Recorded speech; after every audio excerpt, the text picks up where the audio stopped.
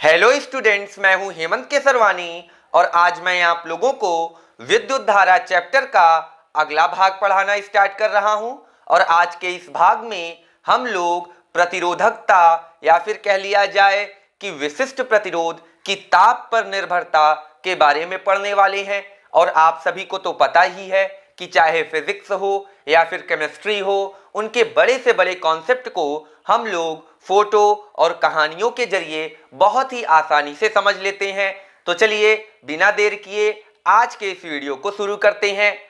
और आज का टॉपिक क्या है, सामने बोर्ड पर आपको लिखा हुआ दिख रहा होगा, फिर भी मैं एक बार पढ़ देता हूं। प्रतिरोधकता अथवा विशिष्ट प्रतिरोध की ताप पर निर्भरता। तो इस टॉपिक को समझने के लिए हमें पुरानी बातों को याद करना होगा। जैसे कि पिछले क्लास में मैंने आप लोगों को बताया था अनुगमन वेग के आधार पर ओम के नियम की व्युत्पत्ति करना। तो वहां पर हम लोगों ने सीखा था एक संबंध, और वो संबंध क्या है मैं सामने बोर्ड पर लिख रहा हूं, आप लोगों को याद आ जाएगा। वो संबंध था V by I is equal to M L by N E square A tau. ये संबंध था, आप लोगों को याद आ रहा होगा। तो इसके बारे में मैं थोड़ा सा आप लोगों को बता देता हूं कि जो कैपिटल V है वो क्या है, चालक के सिरों के बीच स्थापित विभवांतर है। और स्मॉल आई क्या है, चालक में बहने वाली धारा है। और स्मॉल m क्या है, वो इलेक्ट्रॉन का द्रव्यमान है। स्मॉल l क्या है, चालक की लंबाई है। स्मॉल n क्या है, वो चालक के एकांक आयतन में मुक्त इलेक्ट्रॉनों की संख्या है। और स्मॉल e क्या है आपका, वो है इलेक्ट्रॉन पर आवेश। कैपिटल A क्या है, ये चालक के अनुप्रस्थ काट का क्षेत्रफल है। अनुप्रस्थ काट यानी मान लीजिए कि ये चालक है तो उसका अनुप्रस्थ काट ये आप देख रहे हो, जो वृत्ताकार भाग आपको दिख रहा है ये आपका अनुप्रस्थ काट है। तो उसी का क्षेत्रफल को कैपिटल A से दिखाया गया है। और टाउ क्या है, ये है आपका इलेक्ट्रॉनों द्वारा दो क्रमागत टक्करों के बीच लगा औसत समय, जिसे श्रांति काल कहते हैं। तो ये हम लोगों ने वहां पर सीखा था।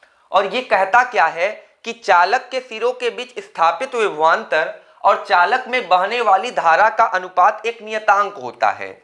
तो किसी दिए गए चालक के लिए इस पूरी जो क्वांटिटी, यहां पर जितनी भी क्वांटिटी हैं उन सभी क्वांटिटी का जो मान होगा वो क्या होगा, नियतांक होगा। क्या होगा भैया, ये पूरा का पूरा नियतांक होगा। ओम का नियम यही कहता है, ठीक। और ये नियतांक जो होगा वो उस चालक के प्रतिरोध के बराबर होगा। किसके बराबर होगा, प्रतिरोध के बराबर। इसका अर्थ ये हुआ कि आपका जो प्रतिरोध है चालक का R, वो किसके बराबर है, M L by N E square A tau के। बात क्लियर है। तो ये संबंध हमें वहां से मिला था। और एक संबंध और हमें पता है प्रतिरोध के लिए, वो क्या है, R बराबर रो L बाई ए। एक संबंध ये भी है। यहां पर जो आपको रो दिख रहा है, ये रो, यही क्या है आपका चालक के पदार्थ का विशिष्ट प्रतिरोध। क्या है, विशिष्ट प्रतिरोध, या इसी को क्या बोलेंगे हम, प्रतिरोधकता, या इसी को हम क्या बोलेंगे, अथवा प्रतिरोधकता। बात क्लियर है, प्रतिरोधकता, ठीक। तो काफी आसान सी बातें हैं, ठीक है, और सारी पुरानी ही बातें हैं। तो जब हम इन दोनों समीकरणों का आपस में तुलना करते हैं तब हमें क्या प्राप्त होता है, उसको यहां पर देखिए आप, ठीक है। तो जब तुलना करते हैं तो हमें मिलता है रो L बाई ए बराबर M L by N E square A tau, ठीक है। अब दोनों पक्षों में आप देख रहे हो कि L बाई ए है तो हम काट देते हैं उसको। तो रो बराबर हमें क्या मिल जाता है, M by N E square tau, ठीक है, एन ई स्क्वायर टाउ, इतना मिल जाता है। अब देखिए कि यहां पर m जो है वो इलेक्ट्रॉन का द्रव्यमान है। तो इलेक्ट्रॉन का द्रव्यमान क्या है भैया, नियत। इलेक्ट्रॉन का द्रव्यमान तो बदलने वाला है नहीं, तो m क्या है, नियत है, ठीक। तो यहां पर हम लिख लीजिए नियत, ठीक। और जो आपका E है वो इलेक्ट्रॉन पर आवेश है, वो भी बदलने वाला नहीं है, तो वो भी क्या है, नियत। और स्मॉल n जो है वो क्या है, चालक के लिए स्मॉल n का जो मान होगा, मतलब अगर पदार्थ जो है वो चालक है, उसके लिए उस चालक के एकांक आयतन में मुक्त इलेक्ट्रॉनों की संख्या यानी स्मॉल n का जो मान होगा वो भी नियत होगा। अचालकों के लिए नहीं होगा, अर्धचालकों के लिए नहीं होगा, केवल और केवल चालकों के लिए n का भी मान क्या होगा, नियत होगा। ठीक है, इस प्रकार से आपको क्या समझ में आया कि m n e सब क्या है, नियतांक हैं। तो यहां से एक संबंध हमें क्या मिल जाता है कि जो रो है वो क्या है, अनुक्रमानुपाती है 1/टाउ के, या जो रो है वो व्युत्क्रमानुपाती है किसके, टाउ के। ठीक, दोनों में से चाहे जो आप बोल सकते हो। बात क्लियर है। चालकों के लिए n का मान क्या होगा, नियत होगा, यानी उस चालक में एकांक आयतन में जो मुक्त इलेक्ट्रॉनों की संख्या है वो नियत होगी। अचालकों और अर्धचालकों के लिए नहीं होगी, हम लोग आगे इसके बारे में चर्चा करेंगे। ठीक है, तो इस प्रकार से रो जो हो गया वो 1/टाउ के समानुपाती या अनुक्रमानुपाती हो गया। तो इसका अर्थ क्या है, इसका अर्थ ये है भैया कि अगर आपका टाउ बढ़ता है तो रो क्या होगा, आपका घटेगा। व्युत्क्रमानुपात का मतलब तो यही होता है। और अगर आपका टाउ घटता है तो रो क्या होगा भैया, बढ़ेगा। तो टाउ आपका घटेगा बढ़ेगा कब। अब बात ये आती है कि चलिए ये तो संबंध हमें मिल गया, ये संबंध को स्टार आप बना लो, ये संबंध तो हमें मिल गया, लेकिन टाउ आपका कब घटेगा कब बढ़ेगा। तो मैं आप लोगों को बता दूं कि जब आप उस चालक के पदार्थ के ताप में वृद्धि करोगे तो जो टाउ होगा वो घटेगा, और जब उस चालक के पदार्थ के ताप में कमी करोगे तो जो टाउ होगा वो आपका क्या होगा, बढ़ेगा। कैसे होगा, देखिए यहां पर कि मैं ताप को क्या कर रहा हूं, बढ़ा रहा हूं, तो टाउ के साथ क्या होगा ये हम लोगों को देखना है। तो टाउ है क्या, अभी मैंने आप लोगों को बताया कि इलेक्ट्रॉनों द्वारा दो क्रमागत टक्करों के बीच लगा औसत समय वही क्या कहलाता है, टाउ, श्रांति काल कहलाता है।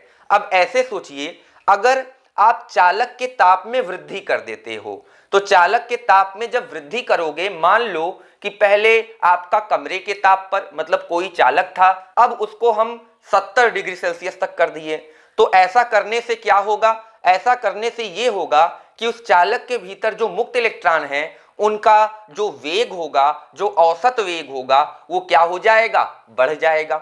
तो पहले आपके जो मुक्त इलेक्ट्रॉन थे कम वेग से चल रहे थे, तो एक टक्कर के बाद दूसरा टक्कर होने में कुछ समय लग रहा होगा, लेकिन अब जो आपके मुक्त इलेक्ट्रॉन है उनका वेग बढ़ गया क्योंकि हमने ताप बढ़ा दिया।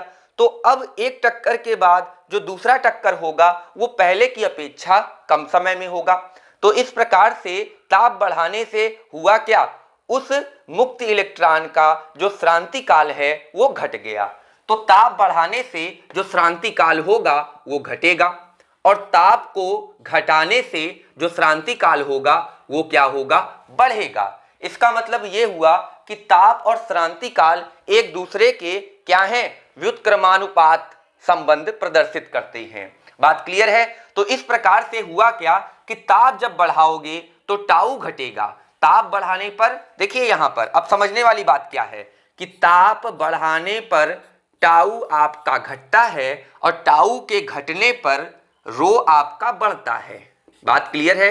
तो इस प्रकार ताप और प्रतिरोधकता में डायरेक्ट संबंध क्या हो गया, आप देखो कि ताप बढ़ाओगे तो रो भी आपका क्या होगा, बढ़ेगा। यानी रो जो है वो अनुक्रमानुपाती है किसके, ताप के। और हमें यही सीखना था। देखिए प्रतिरोधकता अथवा विशिष्ट प्रतिरोध की ताप पर निर्भरता, मतलब किसी पदार्थ का जो प्रतिरोधकता है या विशिष्ट प्रतिरोध है वो ताप के साथ किस प्रकार निर्भर करता है। देखिए कि जो प्रतिरोधकता होगा वो ताप बढ़ाने पर क्या होगा, बढ़ेगा, क्योंकि प्रतिरोधकता और ताप एक दूसरे के क्या हैं, समानुपाती हैं। कैसे हैं यहां पर आप लोगों ने देख लिया।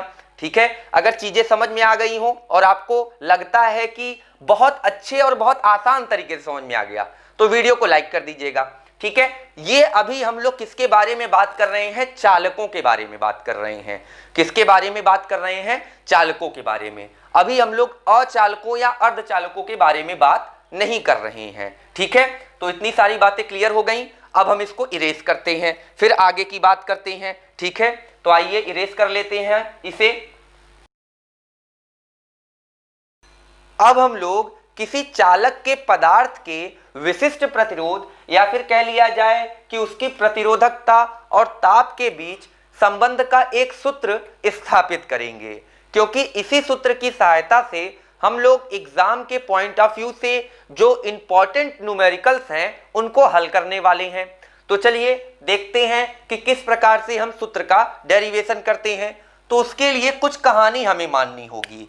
जैसे कि हम मान लेते हैं कि 0 डिग्री सेल्सियस ताप पर, ठीक है, 0 डिग्री सेल्सियस ताप पर जो किसी पदार्थ का विशिष्ट प्रतिरोध है या उसकी जो प्रारंभिक प्रतिरोधकता है उसको हम क्या मान लेते हैं? प्रारंभिक प्रतिरोधकता, ठीक है।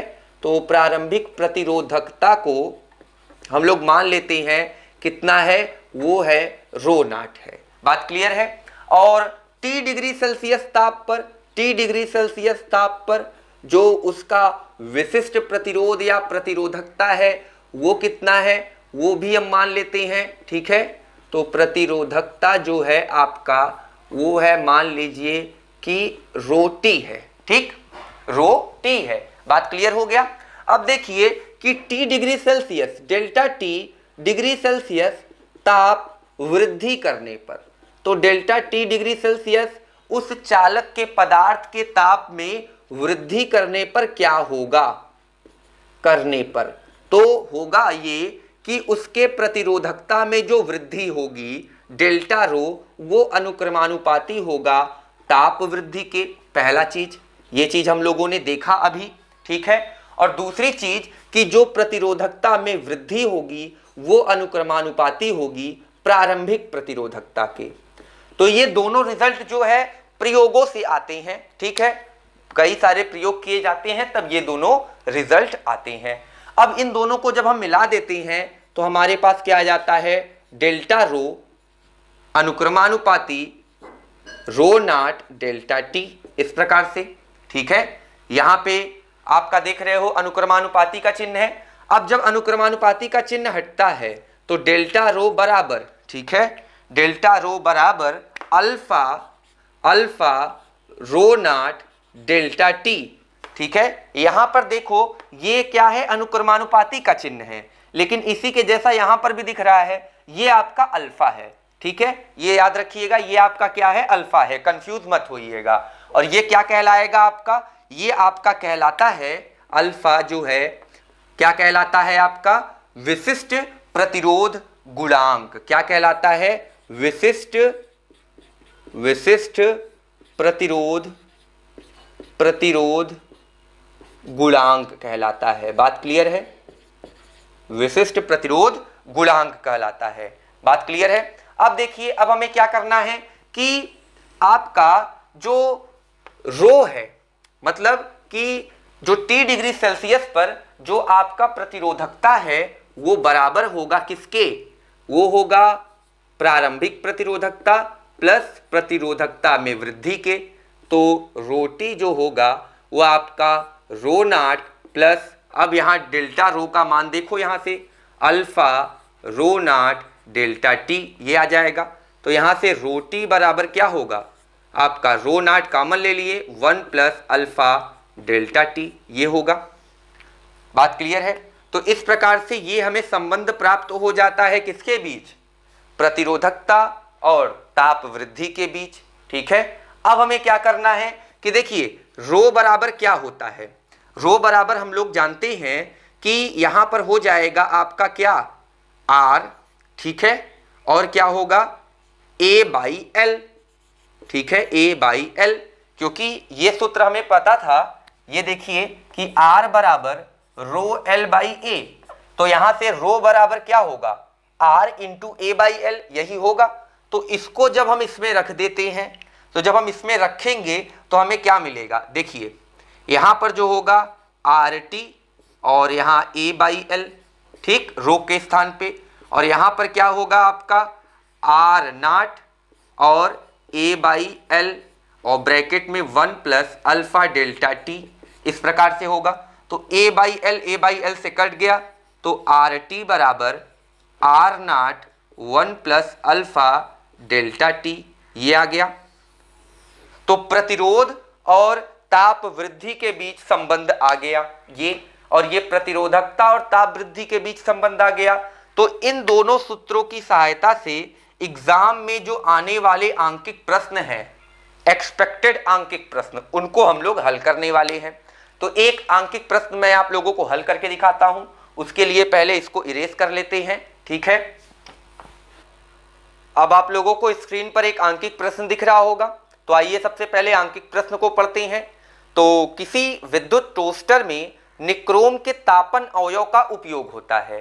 तो जैसे कि घरों में ब्रेड वगैरह टोस्ट करने के लिए टोस्टर का उपयोग करते हैं, तो उसी प्रकार का एक टोस्टर है और उसमें निक्रोम मिश्र धातु का तापन अवयव लगाया गया है। जब इसमें एक नगण्य लघु धारा प्रवाहित होती है तो कमरे के ताप पर यानी 27 डिग्री सेल्सियस पर इसका प्रतिरोध 75.3 ओम पाया जाता है।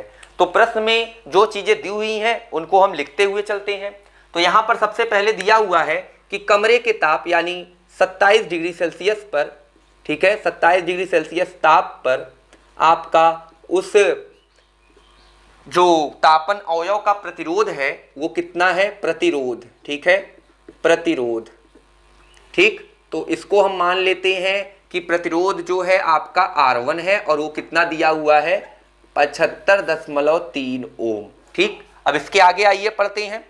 तो इसके आगे है कि जब इस टोस्टर को 230 वोल्ट की आपूर्ति से संयोजित करते हैं तो कुछ सेकंड में परिपथ में 2.68 एम्पियर की स्थायी धारा स्थापित हो जाती है।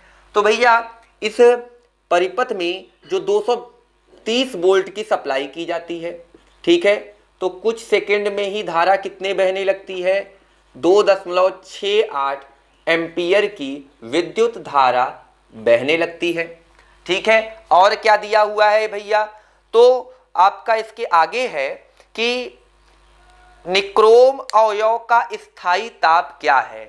यहां पर पूछ रहा है कि निक्रोम अवयव का जो स्थायी ताप है T वो कितना होगा, और क्या दिया हुआ है, प्रतिरोध ताप गुणांक, क्या दिया हुआ है, प्रतिरोध ताप गुणांक। निक्रोम के लिए प्रतिरोध ताप गुणांक जो अल्फा का मान है वो दिया है 1.70 इंटू 10 पर पावर कितना दिया है, -4 प्रति डिग्री सेल्सियस, ठीक है, प्रति डिग्री सेल्सियस इतना दिया है। तो देखिए हमें V और I का मान ज्ञात है, तो इस प्रकार से R2 का मान हम ओम के नियम से निकाल लेंगे। V बाई I बराबर जो होता है वो ओम का नियम से निकल जाएगा, R2 बराबर V बाई I, तो 230/2.68, तो कितना आ जाएगा, इसको हल करने पर आपका आएगा 85.8 ओम, ठीक है। आप इसको हल करिएगा और 85.8 ओम आपका R2 का मान यहाँ से इस प्रकार से R2 बराबर क्या आ जाएगा, 85.8 ओम, ठीक है। अब हमारे पास संबंध क्या है, मैंने अभी डिराइव किया था संबंध, वो संबंध था R2 बराबर R1 1 plus alpha delta T, यही था। तो R2 का मान कितना है यहाँ पर 85.8, R1 का मान 75.3 और 1 प्लस अल्फा 1.70 इंटू 10 पर पावर -4 इंटू डेल्टा टी, ठीक है। अब पक्षांतर वगैरह कर लेते हैं, तो हमारे पास देखिए आ जाएगा 85.8 बटे 75.3 नीचे आएगा और 1 को इधर करेंगे तो -1, इस प्रकार से हो जाएगा कि बटे में 1.70 इंटू 10 पावर -4 और यही क्या होगा, डेल्टा टी के बराबर, ठीक है। इसको आप हल करके देखिए, यही आएगा, स्टेप बाय स्टेप हम कर रहे हैं, ठीक। अब इसके बाद 85.8 माइनस 75.3 बटे, ठीक, कितना हो जाएगा 75.3 गुणे 1.70 इंटू 10 पावर -4, यही होगा डेल्टा टी का मान, ठीक। अब इसके आगे का यहाँ पर आप लोग देख लो, 85.8 में से जब हम 75.3 घटाते हैं तो हमारा आग कितना जाएगा, 10.5 और नीचे बाकी सब वही रहेगा। तो 75.3 गुणे 1.70 गुणे 10 पर घाते ऋण 4, यही आ जाता है हमारा डेल्टा टी। और डेल्टा टी क्या है, अंतिम ताप माइनस प्रारंभिक ताप। तो अंतिम ताप को हम क्या मान लिए हैं, टी, और प्रारंभिक ताप कितना है, कमरे का ताप 27 डिग्री सेल्सियस। ठीक है, तो इसको जब आप हल करते हो तो इसको हल करने पर हमारा कितना आ जाता है, आप जब इसको हल करोगे तो आपका जो आएगा वो आएगा आपका 0.0820, कितना आएगा, 0.0820 इंटू 10⁴। ठीक है, तो इसको हम कितना लिख सकते हैं, आपका लिख सकते हैं 820। ठीक, पक्षांतर कर लिए तो टी का मान कितना आ गया, 847 डिग्री सेल्सियस। इस प्रकार से मतलब कि उस तापन अवयव का जो अंतिम ताप होगा कितना होगा, 847 डिग्री सेल्सियस। इतना ही हमारा आंसर हो जाएगा। काफी आसान सा प्रश्न था। अब हम लोग अचालक और अर्धचालक के लिए पदार्थ की विशिष्ट प्रतिरोध और प्रतिरोधकता का ताप वृद्धि के साथ निर्भरता के बारे में बात कर लेते हैं। अभी तक जितनी भी सारी बात हुई वो चालक के लिए थी, अब अचालक और अर्धचालक के लिए बात होगा। बहुत छोटा सा है तो उसके लिए पहले इसको इरेज कर लेते हैं। ठीक है, तो अचालकों और अर्धचालकों के विशिष्ट प्रतिरोध या फिर कह लीजिए प्रतिरोधकता की ताप के साथ निर्भरता को समझने के लिए हमें कुछ फोटो की जरूरत पड़ेगी। तो आइए फोटो से शुरुआत करते हैं। तो देखिए, हम लोग सबसे पहले समकोणिक अक्ष बना लेते हैं। भैया ये आपका वाई अक्ष हो गया, ऊर्ध्वाधर रेखा जो है ये आपका यक्ष अक्ष हो गया। यक्ष अक्ष पर हम लोग क्या दिखा रहे हैं, ताप को दिखा रहे हैं। किसको दिखा रहे हैं, ताप को। ठीक है, और वाई अक्ष पर हम लोग पदार्थ की विशिष्ट प्रतिरोध या प्रतिरोधकता को दिखा रहे हैं। किसको, रो को। बात क्लियर है। तो यहाँ पर आपका ग्राफ जब इनके बीच प्लॉट किया गया तो ग्राफ कुछ इस प्रकार का मिला। और ये ग्राफ किसके लिए है, ये है आपका अर्धचालकों के लिए है। किसके लिए है, अर्धचालकों के लिए। ठीक है, तो ये आप देख रहे हो कि जैसे जैसे ताप में वृद्धि हो रहा है वैसे वैसे अर्धचालक के पदार्थ का जो विशिष्ट प्रतिरोध या प्रतिरोधकता है वो घटता जा रहा है। ठीक है, लेकिन चालकों के लिए क्या होता था कि जब ताप वृद्धि करते थे तो जो आपका प्रतिरोधकता या विशिष्ट प्रतिरोध होता था वो क्या हो जाता था, बढ़ता था चालकों के लिए।